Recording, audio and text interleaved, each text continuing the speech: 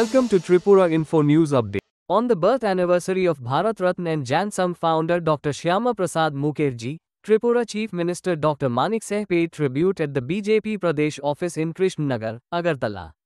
BJP State President Rajiv Bhattacharjee and other party leaders were also present on the occasion. Listen to what Chief Minister Manik Saha and BJP State President Rajiv Bhattacharjee said on this occasion. যশস্বী প্রধানমন্ত্রী নরেন্দ্র মোদীজি যেসব বিষয়গুলো এখন করছেন দেখা যায় যে ওনার যে চিন্তাধারা এবং উনি যা ভাবতেন যা করতে চেয়েছিলেন সেইগুলো কিন্তু আজকে বাস্তবে পরিণত হয়েছে।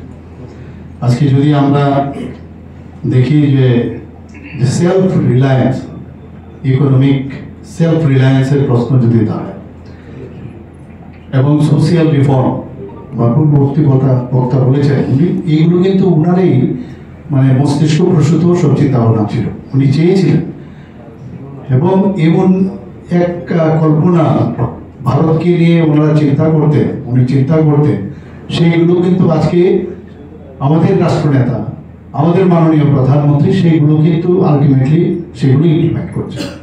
এমন কিছু না যে উনি নতুন কিছু করছেন, কিন্তু বেস এমন একটা ফাউন্ডেশন আমাদের যে ডক্টর শ্যামা প্রসাদ মুখার্জি হোক অটলজি হোক এমন এক বেস তৈরি করে গেছেন এবং সেটা আমাদের সবারই সেই দিকে কিন্তু আমাদের শিক্ষণীয় বিষয়টা, যেমন দেশের জন্য চিন্তা করছেন যারা এবং আমাদেরও রাজ্যেও যদি আমরা ওই ধরনের কোনো চিন্তা ভাবনা করি এবং তার ইমপ্লিমেন্টেশন করি, নেক্সট জেনারেশন কিন্তু এগুলো একটা মূল ধন আমি মনে করি আগামী দিনে এগুলো চিন্তা করে তারও এই কাজটা করতে হবে, এটাই হচ্ছে আসল উদ্দেশ্য। উনি এটাও বলেছেন যে কালচারাল আইডেন্টিটি অফ ইন্ডিয়া, যে কালচারাল আইডেন্টিটির মধ্যে আমরা এক ঐক্য থাকতে পারি। এটা কিন্তু বারবার আমরা যখন বিভিন্ন সময় আমাদের পার্টির যে প্রশিক্ষণ শিবির হয় এই বিষয় নিয়ে অনেক আলোচনা হয়, কিন্তু ডক্টর শ্যামাপ্রসাদ মুখার্জির এইগুলো চিন্তা ভাবনা ছিল যে আমাদের যে কৃষ্টি সংস্কৃতি পরম্পরা তাকে কোনো অবস্থায় আমরা যদি মনে করি যে পেছনে রেখে দেবো আর আমরা সামনের দিকে এগিয়ে যাবো, সম্ভব নয়। কারণ হাজার হাজার বছরের তাদের অভিজ্ঞতা ঘাত প্রতিঘাতের মাধ্যমে তারপরে কিন্তু একটা জায়গায় ক্রিমড যে চিন্তা ভাবনা সেটা এসছে। আমরা এখানে অল্প সময়ের মধ্যে একটা চিন্তা ভাবনা করলাম, সেটা সম্ভব হবে না। এই ধারাবাহিকতার উপর ভিত্তি করে আজকে রাষ্ট্র পরিচালিত হয়েছে এবং যার চিন্তাধারা তার উপর ভিত্তি করে ডক্টর শ্যামাপ্রসাদ মুখার্জি আজকে জন্মদিনে এগুলো কিন্তু আমাদের কথা বলা উচিত। আজকে আমরা স্টেট লেভেলে আমরা কথা বলছি, আমাদের সমস্ত ডিস্ট্রিক্টে এই বিষয়গুলো কথা বলা উচিত, আমাদের বিভিন্ন মোর্চার মাধ্যমে বিভিন্ন স্তরে কথা বলা উচিত, মণ্ডলের মাধ্যমে কথা বলা উচিত। বুথে বুথে এই বিষয়গুলো নিয়ে আলোচনা করা আমার মনে হয় যে কালচারাল আইডেন্টিটি যে আমাদের প্রতিটা জায়গায় আজকে এই বিষয়ে আলোচনা করা। আজকেও আমি কিছুক্ষণ আগে আমি একটা বুথে আমি গিয়েছিলাম যে মাননীয় প্রধানমন্ত্রীজি 11 বছর যে ওনার কার্যকালে কি কি করেছেন সেইগুলো নিয়ে আমরা বিভিন্ন ঘরে ঘরে যাই। তো আমার একের সময় অবাক হয়, একজন জিজ্ঞেস করছে যে বুঝলাম তো এখন আমাদের কে দেখবে, এই যে আমি বললাম যে এখন তো আমি তো ভোটের জন্য আসিনি, ভোটের জন্য আপনার কাছে আসেনি, আপনার আগে বুঝতে হবে আমি যে রাস্তা দিয়ে আসছি এই রাস্তাটা কিন্তু আমাদের সরকার করেছে, আগে কিন্তু এই রাস্তাটা ছিল না। আপনার ঘরে যে ঘরটা এখন হয়েছে তারপরেও আপনি বলছেন আমার কি হয়েছে। তো এই যে আমাদের এই প্রতিটা মানুষকে বোঝানোর যে দায়িত্ব বুথে গিয়ে গিয়ে যতক্ষণ ধরে এই শিক্ষাটা আমরা না দিতে পারি তাহলে এই প্রশ্নের সম্মুখীন আমাদের হতে হবে। আমি শুনেছি, আমরা যে ঠিক আছে আমি পরে আপনার সাথে কথা বলবো। আমি দেখি এই কথাগুলো অনেকে আছে, আমরা বুথের মধ্যেও দেখি যে অনেকে আমরা একটা বিষয় চাইলাম যে আমার বুথে এই ধরনের আমার যদি কিছু থাকে আমাদের জানাও, আমাদের কার্যকর্তারা কিন্তু সেই বুথের মধ্যে প্রতিটা ঘরের খবরই রাখেন। তখন অবাক লাগে যে আমি কতবার আমাদের যে মন্ডল স্তরই হোক ডিস্ট্রিক্ট লেভেলে হোক যখন কোনো বিষয় বলি যে দেখো তো এই ধরনের আমাদের দরকার এই ধরনের যে হিউম্যান রিসোর্স, কিন্তু যখন ঘরে ঘরে যায় তারা তখন বলছে আমরা অবাক হয়ে যায় যে ওদের খবরই নেই। তো এই যে বিষয় আজকে আমাদের ডক্টর শ্যামাপ্রসাদ মুখার্জি 1951 জনসংঘ প্রতিষ্ঠিত করেছেন, সংগঠন তৈরি করেছেন এই 1980-তে আমরা ঠিক আছে ভারতীয় জনতা পার্টির নামে আবার আমরা এসেছি, কিন্তু সংগঠনের যে খুব প্রয়োজন, সংগঠন ছাড়া কোনো অবস্থায় দেশের পরিবর্তন, সামাজিক পরিবর্তন সম্ভব নয়। এবং সামাজিক পরিবর্তনের ঢেউ কিন্তু প্রতিটা ভূতে, প্রতিটা বাড়িতে যায়। আমরা কিন্তু বাড়িতে কোনো খবর রাখি না। আমাদের আমি আবার বলছি যে আমাদের সংগঠন যেভাবে মানে আরো হওয়া দরকার, আরো রিফাইন ওয়েতে, আরো বেশি বেশি করে যাওয়া। আমরা আজকাল দেখছি আমাদের যেভাবে এখন এতদিন ধরে আমরা যে প্রতিটা বুথে যাওয়া, এখন দেখছি আমাদের দেখা দেখি এখন অন্য পার্টিও আজকাল যাওয়া শুরু করেছে, কিন্তু তাদের ভিতরে আমি দেখি ওদেরকে সেই প্রাণ এবং সেই মননে যাওয়ার আছে, যাচ্ছে, বলছে যে যেহেতু ভারতীয় জনতা পার্টি এইভাবে ডোর টু ডোর করছে, আমরাও কেন শুরু করবো। সেখানে মুসলিম যেহেতু এখানে বেশি ছিল, আজকে হিন্দু যারা এখানে পণ্ডিতরা আছেন সেখান থেকে পালিয়ে আসতে হয়েছে এবং ধর্মান্তর হয়ে যেত। আজকে হিন্দু বাঙালিদের থাকার কোনো জায়গা থাকতো না। আজকে একটু ভাবতে হবে বিষয়গুলো। যারা এই ডিভিশন যখন হয়, যখন পশ্চিম বাংলা হিন্দুদের যখন সেখানে পপুলেশন বাড়লো, পূর্ব বাংলার থেকেও কিন্তু বাঙালি হিন্দু বাঙালিরা সেখানে আসার একটা জায়গা, আস্থা খুঁজে পেল আছে। কিন্তু তাদের যে চক্রান্ত, সেই চক্রান্ত থেকে আজকে বাংলাকে যে বাঁচিয়েছে, সেটা যদি সত্যিকারের অর্থে ধন্যবাদ দিতে হয় এবং প্রশংসার যে প্রাপ্য, সেটা হচ্ছে ডক্টর শ্যামাপ্রসাদ মুখার্জি। এত বড় কাজ উনি করে গেছেন যে আজকে আমাদের জন্য মনে হচ্ছে যে বাঙালি হিসাবে আমরা একটা জায়গায় যেতে পারি।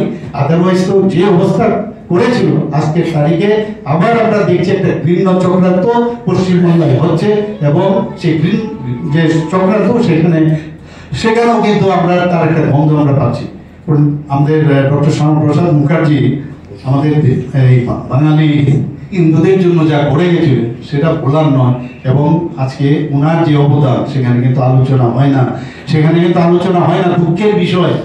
আজকে কিন্তু উনি যা কাজটা করে দিয়ে গেছেন, মানে সেটা কিন্তু আমার মনে হয় এইগুলো নিয়ে আমাদের বেশি করে আলোচনা দরকার। আমরা জানি যে ওনার সম্পর্কে যে মিথ্যাচার এবং যে সত্য গোপনের যে একটা প্রচেষ্টা হিন্দু বাঙালিদের রক্ষা করতে গিয়ে, সেটা নানাভাবে ইতিহাসের পাতার থেকে মুছে দেওয়ার একটা চক্রান্ত করা হয়েছিল।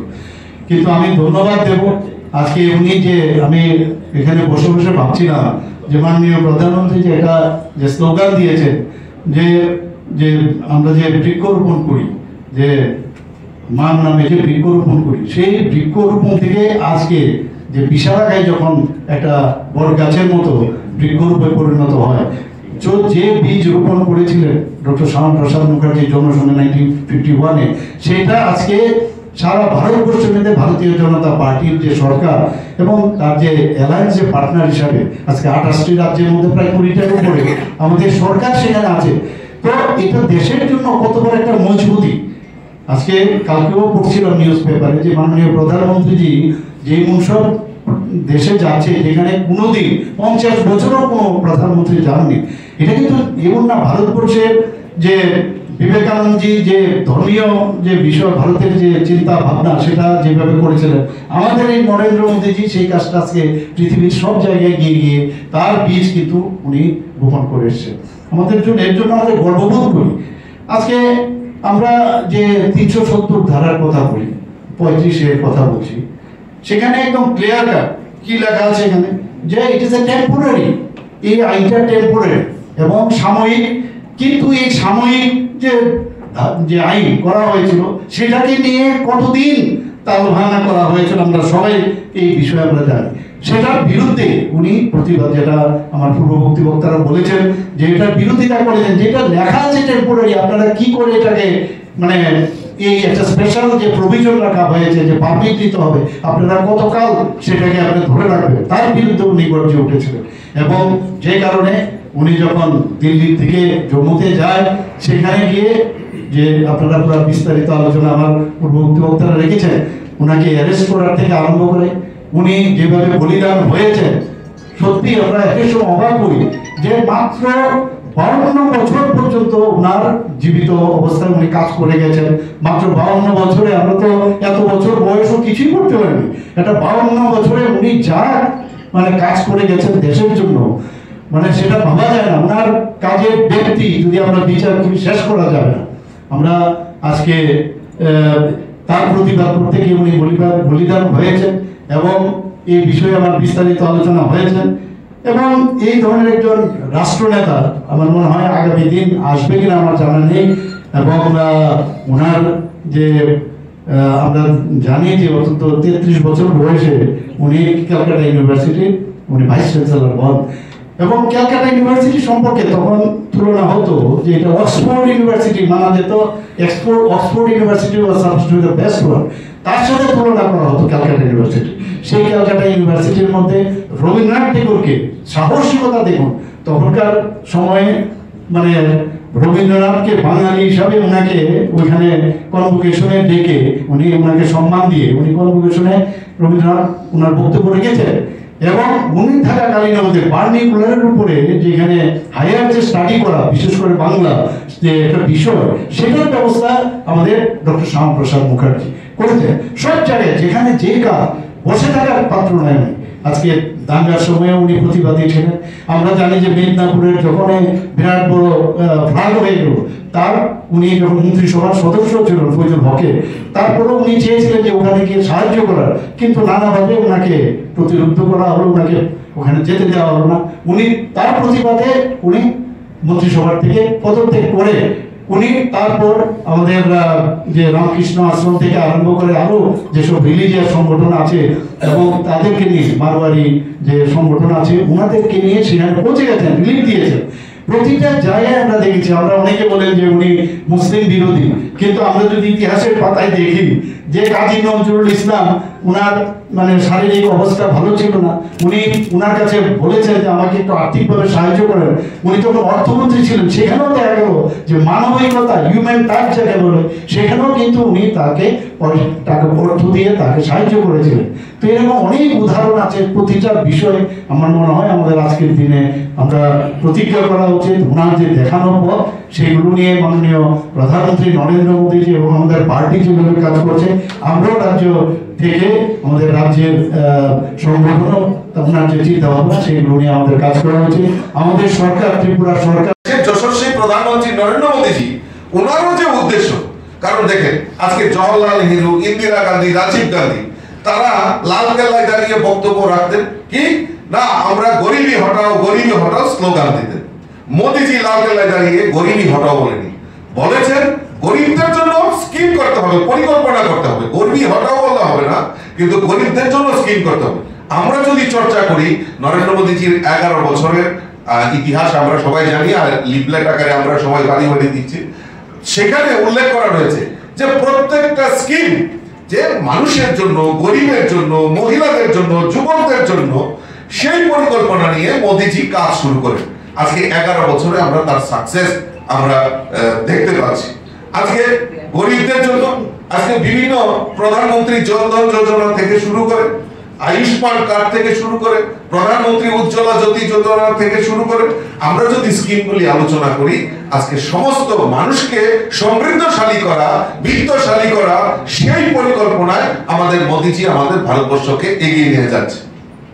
আমরা বিরোধীরা সবসময় চর্চা করে থাকেন যে আজকে গরিবদের জন্য, অমুকের জন্য, তমুকের জন্য, কিন্তু আমরা জানি যে আজকে ভারতবর্ষের অর্থনৈতিক বুনিয়াদ এত শক্তিশালী হয়ে গেছে, আজকে জাপানকে ছাড়িয়ে আজকে ভারতবর্ষের অর্থনৈতিক বুনিয়াদ 4র্থ স্থানে হয়ে গেছে বিশ্বের মধ্যে। সেটা আমাদের দেশের প্রধানমন্ত্রী, আমাদের ওই ভারত কেশরী ডাক্তার শ্যামাপ্রসাদ মুখার্জির দেখানো পথকে অনুসরণ করে সেই জায়গায়, কারণ আমরা ক্ষমতার জন্য লড়াই করি না, আমরা মানুষের জন্য, রাষ্ট্রের জন্য, রাষ্ট্র নির্মাণের জন্য আমাদের সরকার সেই বদ্ধপরিকর আর সেই লক্ষ্য নিয়ে কাজ করছে।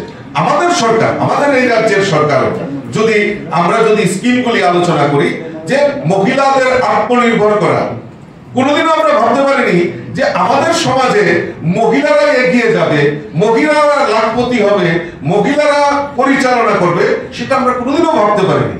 আমাদের সরকার প্রতিষ্ঠার পর আমরা এই রাজ্যে বিগত সিপিএম এর সময় আমরা যদি দেখি, তাহলে এটা আমার বক্তব্য নয়, ন্যাশনাল ক্রাইম রিপোর্টে যদি আমরা দেখি, তাহলে মহিলা নির্যাতনে ত্রিপুরা রাজ্য 1ম স্থান অধিকার করেছিল।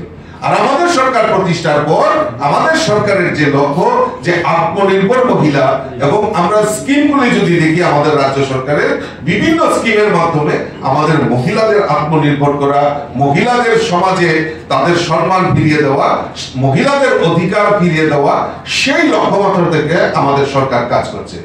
পাশাপাশি আমাদের সরকার গরিব থেকে শুরু করে গরিব, মহিলা, কৃষক সমস্ত কিছুর ক্ষেত্রে আমাদের রাজ্যেও এই কৃষকদের আত্মনির্ভর করার ক্ষেত্রে আমাদের যে সমস্ত পলিসি দেখবেন যে কৃষকদের উপর কনসেন্ট্রেট করা রয়েছে। আমাদের রাজ্যের মাননীয় মুখ্যমন্ত্রী এখানে বসে রয়েছে, যে উনার যে পরিকল্পনা যে রাজ্যকে সমৃদ্ধশালী করা। আমরা খালি সবসময় একটা কথাই শুনি যে কেন্দ্র দেয় না। আত্মনির্ভর ত্রিপুরার লক্ষ্যে আমাদের সরকার সেই কাজগুলি করছে। আমাদের ইন্ডাস্ট্রি ডেভেলপ হোক, বিজনেস হোক, সমস্ত ক্ষেত্রে অগ্রণী ভূমিকা আমাদের এই ত্রিপুরা রাজ্যকে দেওয়া হচ্ছে। উত্তর পূর্বাঞ্চল সবসময় উপেক্ষিত ছিল। গত কিছুদিন আগে মে মাসের 23 এবং 24 দিল্লিতে অষ্টলক্ষ্মী মহা উৎসব সেখানে হয়েছে। সেখানে রাজ্যের মাননীয় মুখ্যমন্ত্রী উপস্থিত ছিলেন, আমিও ছিলাম, আমাদের বাকি এমপিরাও ছিল, এবং সেখানে দেশের প্রধানমন্ত্রী উনি এই উত্তর পূর্বাঞ্চলের অষ্টলক্ষ্মীর কথা সেখানে উনি উল্লেখ করেছেন এবং সমৃদ্ধশালী করার ক্ষেত্রে অগ্রণী ভূমিকা পালন করেছেন। আপনারা জেনে অবাক হবেন, এর আগের বক্তব্য আমি বলেছি যে সেখানে প্রায় 30,000 কোটি টাকা সেখানে মৌ সিগনেচার হয়েছে, তার মধ্যে 50% ত্রিপুরাতে ইনভেস্ট করার পরিকল্পনা নিয়েছে। কেন? কারণ ত্রিপুরার রাইজিং স্টেট, এই রাইজিং স্টেটের জন্য আমাদের সরকার বিভিন্ন পরিকল্পনার মাধ্যমে আমাদের সমাজের যে পরিবর্তনের কথা, যেটা আমাদের সরকারের মূল লক্ষ্য, সেই পরিবর্তনের দিকে এগিয়ে যাচ্ছে। পরিবর্তনটা কিরকম? আগে যেরকম ইন্ডাস্ট্রি ত্রিপুরা রাজ্যে আসার আগে 10 বার চিন্তা করতো, কারণ এখানে একটা ভাইরাস ছিল, C2 ভাইরাস, C2 এখনো আছে। 9 তারিখে তাদের আস্ফালন দেখা যাবে মাঠে ময়দানে। তো এই তাদের কি স্লোগান, তাদের কি নীতি ছিল? দিতে হবে, নাইলে ভেঙে দাও, গুড়িয়ে দাও। তো ওই শিল্পপতিরা দূর থেকে শুনতে নারী পাওয়াই, এখানে দিতে হবে, দেওয়ানোরও দরকার নাই, লাগানোরও দরকার নাই, ইনভেস্ট করানোর দরকার নাই। এখন কি হয়েছে? তার পরিবর্তন, সমাজকে পরিবর্তন করার জন্য আমাদের সরকার বদ্ধপরিকর, আর সেই দিশা থেকে আমাদের সরকার কাজ করছে। আমাদের সরকারের মূল প্রায়োরিটি কি? ল এন্ড অর্ডার, এবং যারা এখানে ইনভেস্ট করবে তাদের নিরাপত্তা দেওয়া, আমাদের মহিলাদেরকে নিরাপত্তা দেওয়া, আমাদের সমাজের প্রত্যেকটা অংশের মানুষকে নিরাপত্তা দেওয়ার ব্যবস্থা আমাদের সরকার সেই জায়গাতে করছে। তো এই সমাজকে পরিবর্তন করার জন্য আমাদের সরকার বদ্ধপরিকর। আর ওই যে আইডিওলজি কে দেখিয়েছেন? সেটা আমাদের ভারত কেশরী ডাক্তার শ্যামাপ্রসাদ মুখার্জি দেখিয়েছেন। Subscribe to Tripura Info and press the bell icon so that you never miss any latest updates and news on Tripura.